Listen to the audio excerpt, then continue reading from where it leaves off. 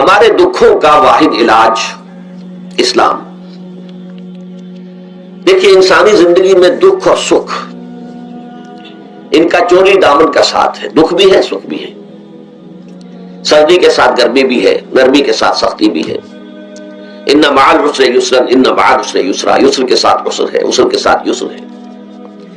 لیکن انسان نفسیاتی طور پر متاثر جو ہوتا ہے زیادہ، وہ تکلیف سے ہوتا ہے، دکھ سے ہوتا ہے. خوشی آتی ہے تو وہ ایسے گزر جاتی ہے، اس کا وقت کا بھی پتہ نہیں چلتا، گزرتے ہوئے بڑی تیزی کے ساتھ وقت گزر جاتا ہے. لیکن غم کا معاملہ ہو جائے تو ایک ایک لحظہ جو ہے وہ بڑا کٹھن ہو جاتا ہے، بڑی مشکل سے گزرتا ہے. تو انسان کے احساسات پر زیادہ جو اثر آتا ہے وہ دکھ کا آتا ہے. بعض فلسفے دنیا میں ایسے ہیں کہ جنہوں نے اس دکھ، خاص طور پر جو حساس انسان اس کو محسوس کرتا ہے، اس کے اعتبار سے یہ کہا ہے کہ دنیاوی زندگی میرا دکھ ہی دکھ ہے.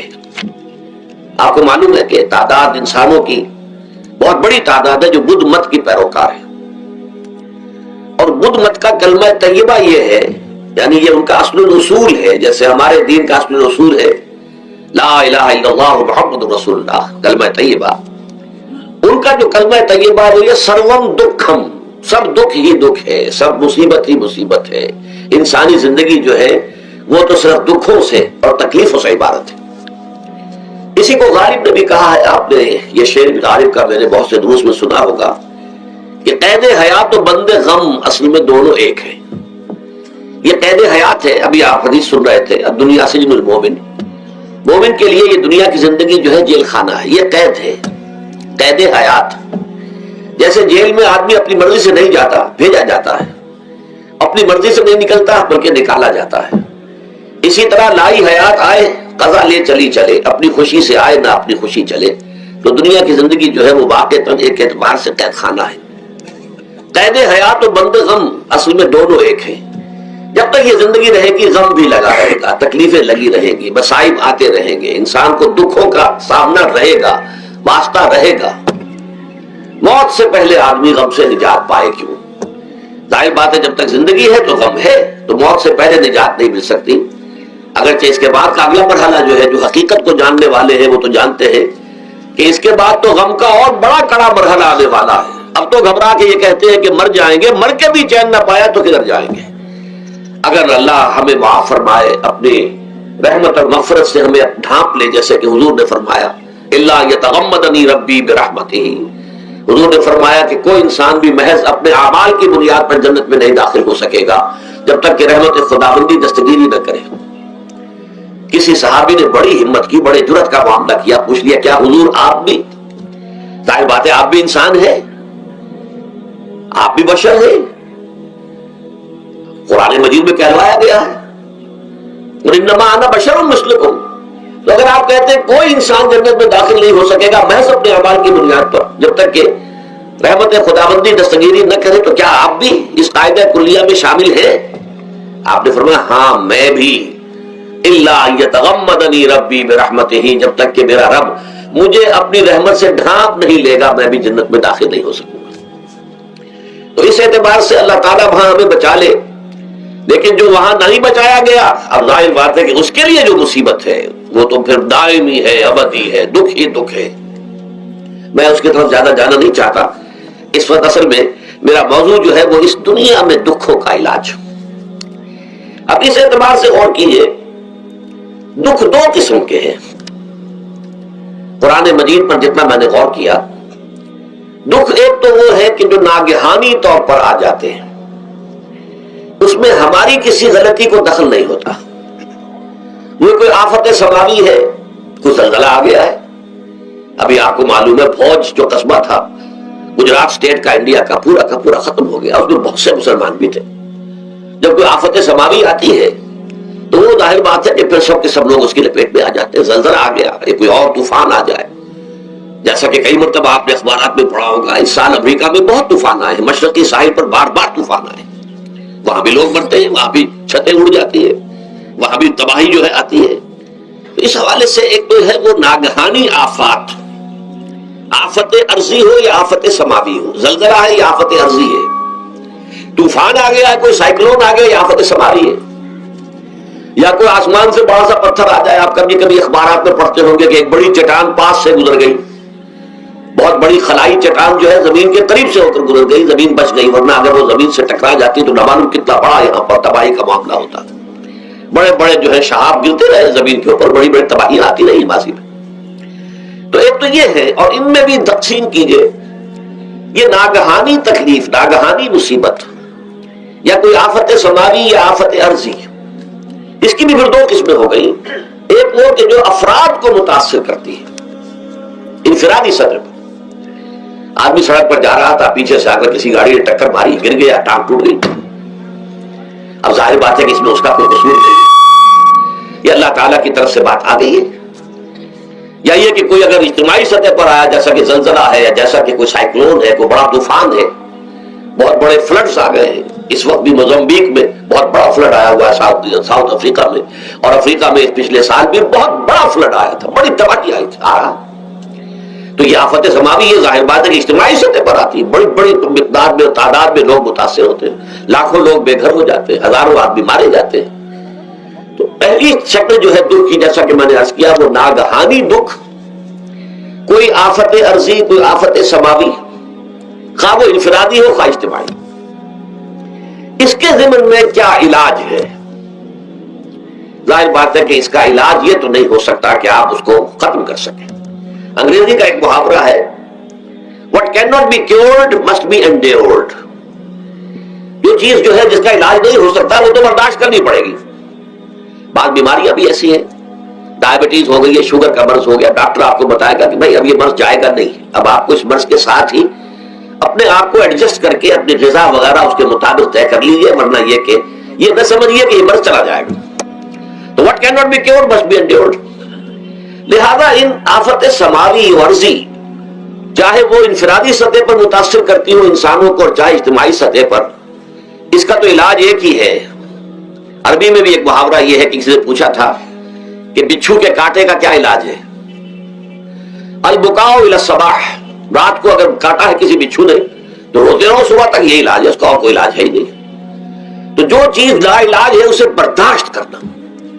گویا کہ یہاں جو اصل شے ہوگی کہ دنیاوی آفات, ارضی و سماوی آفات, ناگہانی آفات, ناگہانی مصیبتیں, ان کے ضمن میں ہمیں ایسی شے کی ضرورت ہے جو ہمارے اندر برداشت پیدا کر دے, اس کو جھیلنا آسان بنا دے, ہم اس کی وجہ سے بجھ کر نہ رہ جائیں, ہماری ہمتیں جواب نہ دے جائیں, ہمارا ارادہ ختم نہ ہو جائے, ہمارا حوصلہ پست نہ ہو جائے, بلکہ برداشت ہو, جھیلنا ہو, تحمل ہو. ابھی بھٹو صاحب کہہ رہے تھے اللہ تعالیٰ ذرا سا متحمل ہے. میں نے کہا یہ بہت غلط بات کہہ رہے, اللہ بہت متحمل ہے. وہ ذرا سا تو یوں سمجھیے کہ ان کے کہنے کے انداز میں یہ بات آ گئی, ذرا سا رحیم بھی ہے. نہیں, وہ بہت رحیم ہے, بہت متحمل ہے, بہت حلیم ہے. لیکن یہ کہ ہمیں یہ جو آفات سماویہ اور ارضیاں ہیں جو ہمارے اوپر آ جاتی ہیں اللہ کی طرف سے, ان کے ضمن میں ذہنی ایک ایٹیچیوڈ پیدا ہو جائے, سوچ کا ایک خاص رخ بن جائے, انسان کے احساسات ایک خاص طرز پر ڈھل جائیں, تو پھر ان کو برداشت کرنا آسان ہو جاتا ہے. اور وہ کیا ہے؟ وہ ہمارے ایمان کا لازمی تقاضا ہے. ایمان ہمیں یہ بتاتا ہے کہ کوئی مصیبت زمین میں آتی ہے نہ تمہاری جانوں پر آتی ہے بغیر اذن رب. جو کچھ آ رہا ہے اللہ تعالیٰ کے فیصلے سے آیا ہے. یہ کوئی اندھا بہرا مادہ نہیں ہے, یہ کوئی اندھا بھینسا نہیں ہے کہ اس نے آ کے آپ کو ٹکر مار دی ہے. نہیں, یہ تو سمیع و بصیر, علیم و خبیر اللہ, اور حکیم اور قدیر اللہ کا فیصلہ ہے. لہذا یہ من جانب اللہ ہے, اس کو تم سمجھو کہ اللہ تعالیٰ کی طرف سے ہے. اور جب اللہ کی طرف سے ہے تو سورہ آل عمران میں فرمایا بیدہ الخیر, اس کے ہاتھ میں تو خیر ہی خیر ہے. یعنی بظاہر تمہیں محسوس ہوتا بھی ہو کہ یہ میرے لیے تکلیف دہ بات آ گئی ہے, تو اس کو یوں سمجھو کہ اس کا نتیجہ جو میرے حق میں نکلے گا وہ خیر ہوگا. فوری طور پر تو تکلیف ہے, مجھے اچھی نہیں لگ رہی, ناگوار ہے, لیکن نتیجہ اس کا خیر نکلے گا. جیسے بچہ بیمار ہے, ماں اسے دوا پینے پر مجبور کر رہی, کڑوی دوا ہے, وہ تو سمجھتا ہے مجھ پر بڑا سوٹ ہو رہا ہے. یا آپ لے گئے اسے ڈاکٹر کے ہاتھ ٹیکا لگوایا ہے, وہ تو چیخ رہا ہے, رو رہا ہے, لیکن آپ کو معلوم ہے, کاش اسے بھی معلوم ہو جائے کہ میرے خیر کے لیے, میرے بھلے کے لیے اگر اسے یہ معلوم اور محسوس ہو جائے تو اس کی تکلیف اس کے اندر بہت کمی آ جائے گی، وہ سہار لے گا، اس کو وہ برداشت کرے گا۔ اس حوالے سے اس کا جو ہمارے دین میں اس کا نام ہے، اس ذہنی کیفیت کا، ان احساسات کا، اسے ہم کہتے ہیں تسلیم و رضا۔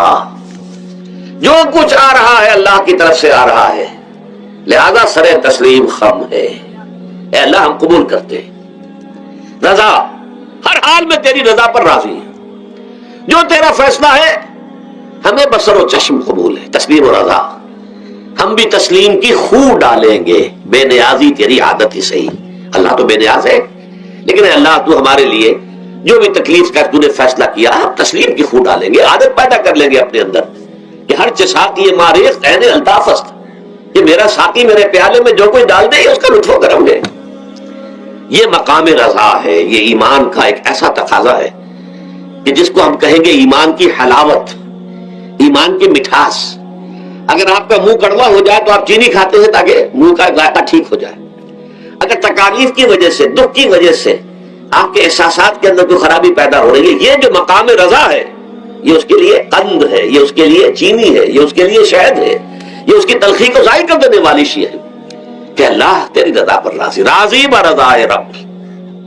اب اس کے ضمن میں سمجھیے، یہ تو اصولی بات میں نے آپ کو بتا دی۔ اس کی تین کیفیات ہو سکتی ہے، کیوں اللہ کی طرف سے یہ چیزیں آتی ہیں۔ سب سے پہلی شے ہے، اب وہ جو آیات میں نے سنائی تھی وہ سن لیجیے پہلے ترجمہ۔ سورہ تغابن میں فرمایا ما صاب من مصیبت الا باذن اللہ، دیکھو کوئی مصیبت تم پر نہیں آ سکتی، نہیں آتی مگر اللہ کے اذن سے۔ ومن یؤمن باللہ، اور جو شخص اللہ پر ایمان رکھتا ہو، یہدی قلبہ، اللہ اس کے دل کو ہدایت دے دیتا ہے، اس کے دل کو سکون عطا کر دیتا ہے، وہ راضی برضائے رب ہو جاتا ہے، اس میں شکوہ نہیں رہتا، اس میں شکایت نہیں ہوتی، اس میں تلخی نہیں ہوتی، کیوں ہو گیا، کیسے ہو گیا، کیوں ہو گیا، نہیں ہونا چاہیے، نہیں۔ یہ سارا جو پیچ آدمی کھاتا رہتا ہے نا اندر ہی اندر، وہ جو پیچ کھا رہا ہے، یہ سب پیچ سے نجات نہیں گئی۔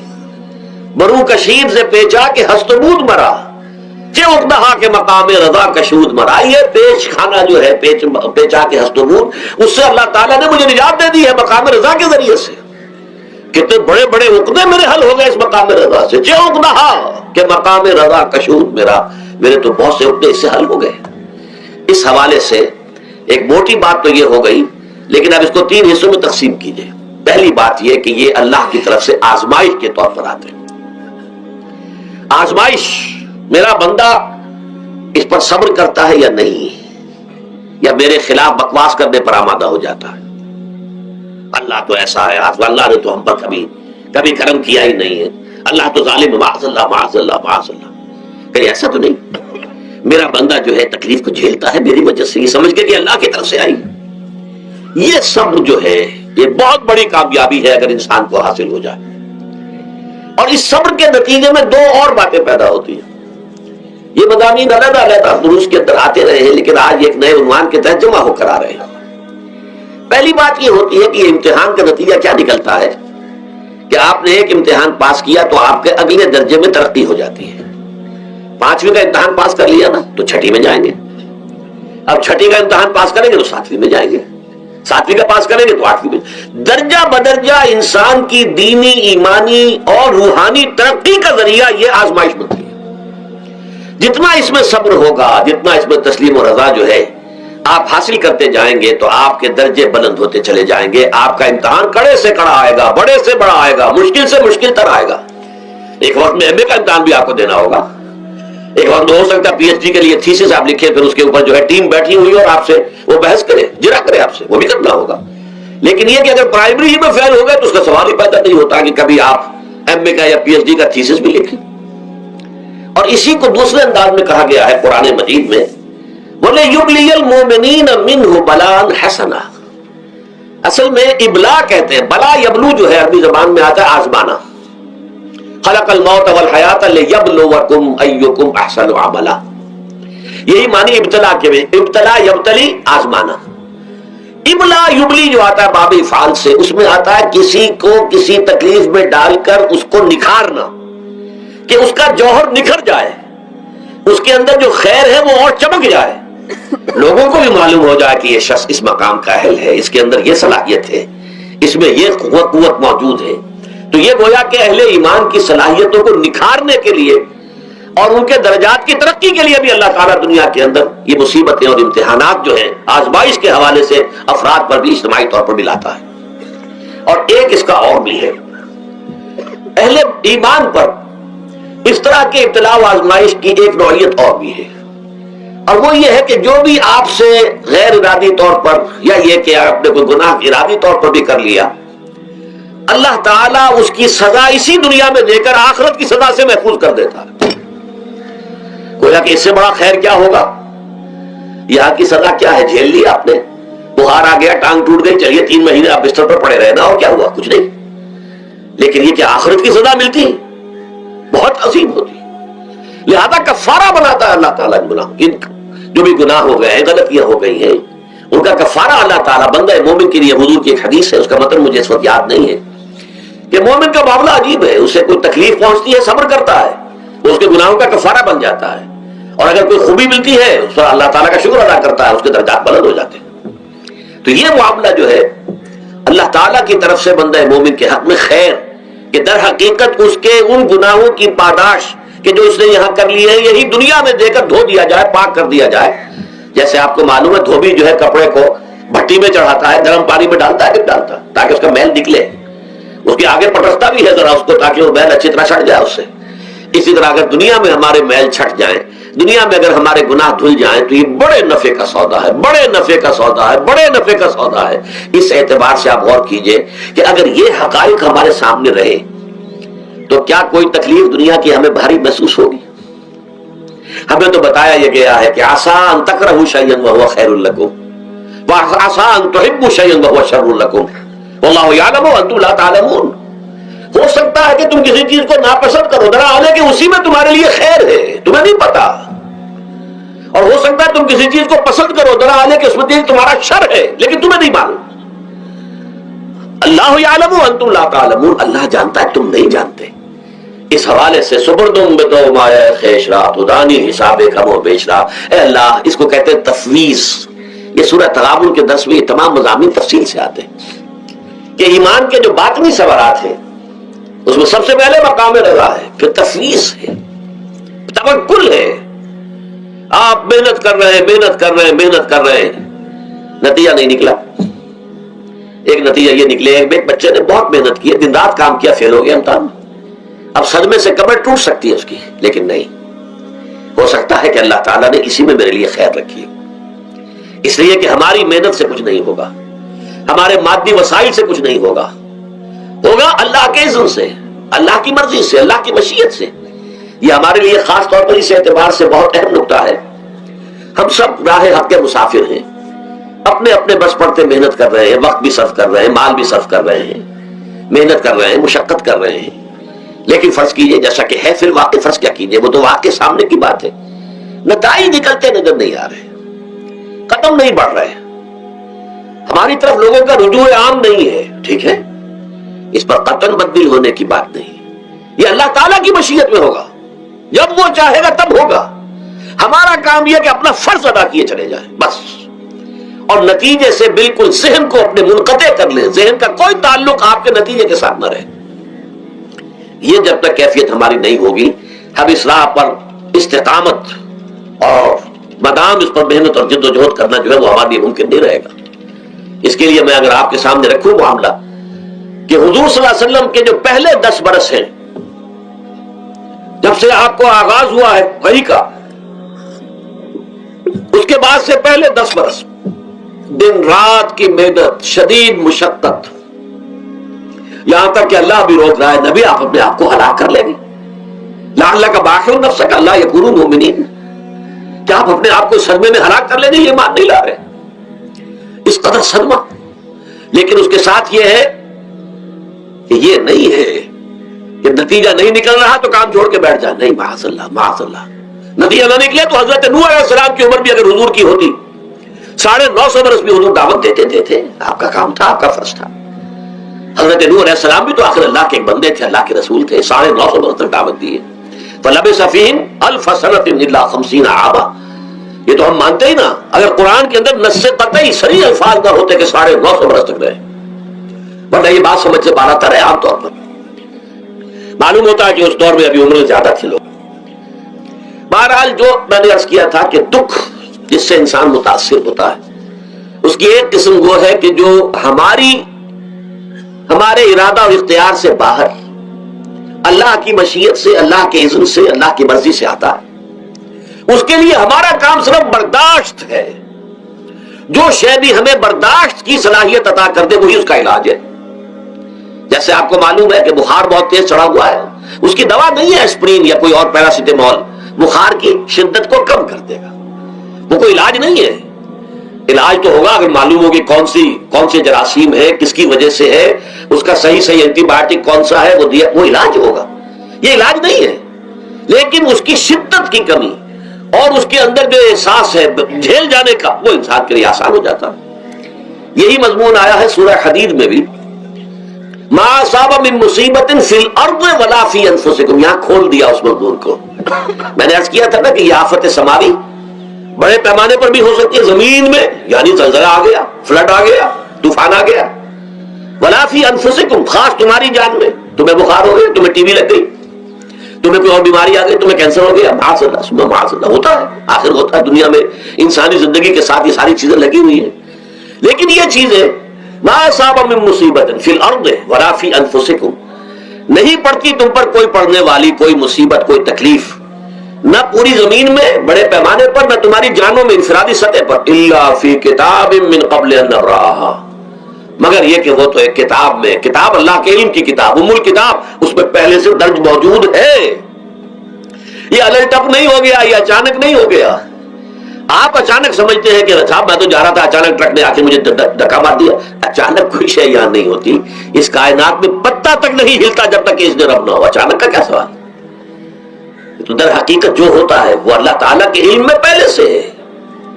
علم کامل، ما کان وما یکون، جو کچھ ہوا جو کچھ ہوگا، مستقبل ماضی کل کا کل آنے واحد میں اللہ کے علم میں موجود ہے. لہذا یہاں اچانک کچھ نہیں ہوتا. جو بھی آیا ہے اللہ کے علم سے آیا ہے، اور یہ پہلے سے اللہ کے علم کے اندر موجود تھا، لکھا ہوا تھا. الا فی کتاب من قبل ان نبرأها ان ذلک علی اللہ یسیر. یہ تمہیں تو مشکل نظر آئے گا لیکن اللہ پر بڑا آسان ہے. اللہ کا علم کامل، ما کانا ما یکون کو حاوی ہے. لیکن لا تاسوا علی ما فاتکم، تاکہ تم افسوس نہ کیا کرو ان چیزوں پر جو تم سے چھوٹ جائیں، جاتی رہے، چھن جائیں. کوئی موقع تھا ہاتھ سے نکل گیا، کوئی دولت تھی اس پر ڈاکہ پڑ گیا، کوئی اور مصیبت ہے وہ آ گئی، کوئی عزیز فوت ہو گیا، اکلوتا بیٹا تھا فوت ہو گیا، وغیرہ وغیرہ. ما فاتکم، فات سے ہی فوتیدگی ہے نا. جو شے بھی نکل جائے، چلی جائے، ہاتھ سے جاتی رہے، چاہے وہ کوئی آپ کا عزیز تھا جو فوت ہو گیا تو آپ کے ہاتھ سے نکل گیا، یا کوئی مال تھا جو آپ کے قبضے سے نکل گیا، ڈاکہ پڑ گیا، چوری ہو گئی، نقصان ہو گیا کاروبار میں بہت بڑا، اس پر افسوس نہ کیا کرو. اگر افسوس کرو گے تو اس کا مطلب کیا ہوگا کہ تمہیں اللہ پر اعتماد نہیں ہے، یا تم سمجھتے ہو کہ اللہ کے سوا بھی کوئی ہے جو یہ کام کر سکتا ہے. کائنات میں تو ایک ہی کی مرضی چلتی ہے، وہ ہے اللہ. لہذا اگرچہ وہ کسی کے ذریعے سے تکلیف آپ کو پہنچی ہے، کسی نے آپ کو پتھر مارا ہے، وہ پتھر ہو سکتا ہے آپ کو نہ لگتا، لگ گیا ہے تو اللہ کے فیصلے سے لگا ہے. اس کا باپ بھی نہیں پتھر مار سکتا آپ کو اگر اللہ کا اذن نہ ہو. لہذا آپ پتھر مارنے والے کو بھی مجرم سمجھیے، ٹھیک ہے، اس سے بھی قصاص لینے کا آپ کو حق ہے، لیکن یہ جان لیجئے کہ جو آیا ہے پتھر وہ اذن رب سے آیا ہے. اب ظاہر بات ہے کہ اگر یہ کیفیت ہوگی تو غصہ اتنا نہیں ہوگا اس شخص پر کہ جس نے یہ کام کیا ہے، بلکہ ہو سکتا ہے آدمی مسکرا کے رہ جائے. جیسے کہ وہ میں واقعہ سناتا رہا ہوں اپنے دروس میں کہ ایک درویش مرش آدمی جا رہا تھا، جو رب کرے سو ہو، جو رب کرے سو ہو، جو رب کرے سو ہو. کسی شخص نے پتھر اٹھا کر دے مارا، اس کے سر پہ لگ گیا کہ اس نے پیچھے پلٹ کر دیکھا کس نے مارا ہے. اس نے کہا مجھے کیا دیکھتے ہو، جو رب کرے سو ہو، یہ تو رب کے مارے سے. اس نے کہا مجھے تو یہ پتھر رب کے مارے ہی لگا ہے، لیکن میں دیکھ یہ رہا تھا بیچ میں کس کا منہ کالا ہو گیا، اپنے لیے کس نے ایک گناہ کما لیا، اپنے لیے کس نے ایک مصیبت جو ہے وہ مول لے لی، وہ بیچ میں تم آ گئے ہو. پتھر اللہ کی طرف سے آیا ہے لیکن اس کا عذاب، اس کا وبال تم پر آ جائے گا. بہرحال یہ تو میں نے عرض کیا آپ کے سامنے، وہ چیزیں کہ جو آ جاتی ہیں، وہ تکالیف، وہ مسائل جو اللہ کی طرف سے من جانب اللہ ہے، اس میں آپ کسی کو مورد الزام نہیں ٹھہرا سکتے، وہ آپ پر آ گیا. دوسری تکلیفیں وہ ہے جن کے لیے فارسی میں کہتے ہیں خود کردہ، اپنے ہاتھوں جو مصیبتیں آتی ہیں۔ اس کے لیے میں نے آپ کو سورہ شورى کی آیت سنائی ہے، ما اصابکم من مصیبت فبما کسبت ایدیکم ویعفو عن کثیر۔ جو مصیبت بھی تم پر آتی ہے انسانوں، وہ تمہارے اپنے ہاتھوں کے کرتوتوں کی وجہ سے آتی ہے۔ اور ابھی تو اللہ بہت سی چیزوں کو تو معاف بھی کرتا رہتا ہے، ہر تمہاری غلطی پر پکڑتا نہیں ہے، ہر خطا کے اوپر تمہیں سزا نہیں دیتا ہے، کوئی سزائیں معاف بھی کرتا رہتا ہے، عفو و درگزر سے بھی کام لیتا ہے، بہت متحمل اور حلیم بھی ہے، بہت رحیم اور غفور بھی ہے اور کریم بھی ہے۔ لیکن یہ کہ یہ جان لو کہ ایک مصیبت وہ ہے جو تمہاری اپنی پیدا کرتے ہیں، بما کسبت ایدیکم، تمہارے اپنے ہاتھوں کی کمائی۔ یہ کون سی خود کردہ؟ یہ در حقیقت ہے اجتماعی نظام جو انسان بناتا ہے۔ اس اجتماعی نظام کو غلط کر کے اگر اس نے اپنے لیے مصیبتیں کھڑی کر لی، مصیبت ہے لیکن یہ مصیبت تمہارے اپنے ہاتھوں کی لائی ہوئی ہے۔ تم نے نظام غلط بنایا ہوا ہے، تم نے دولت کی تقسیم غلط کی ہوئی ہے۔ اللہ نے تو رزق پیدا کر دیا اور سب کے لیے کافی ہے، یہ تم نے کیا ہے کہ ایک طرف کچھ لوگوں کے کھتے بھرے ہوئے ہیں اور ایک طرف کوئی فاقے سے مر رہا ہے۔